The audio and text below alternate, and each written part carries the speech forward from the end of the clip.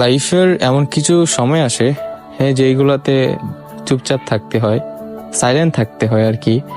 কিছু বলা যায় না, মনে হয় যে আমি যদি চুপ থাকি তাহলে হয়তো ভালো। আমাদের লাইফে এমন কিছু মানুষের দেখা মিলে যাদেরকে আমরা অনেক কিছু বলি, অনেক কথা শোনাই, তারা কিছুই বলে না, চুপচাপ সেই জায়গা থেকে সরে যায়। ওইটা অনেক ভালো একটা বিষয়।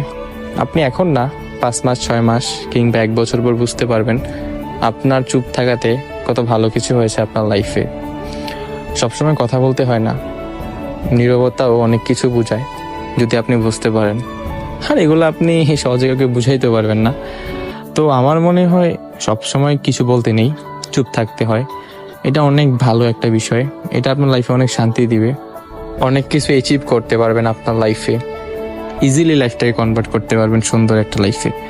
তো আমার মনে হয় যে সাইলেন্ট এটা অনেক best, sometimes সেইজ A lot of things. তো ভালো, চুপ থাকাটাও ভালো।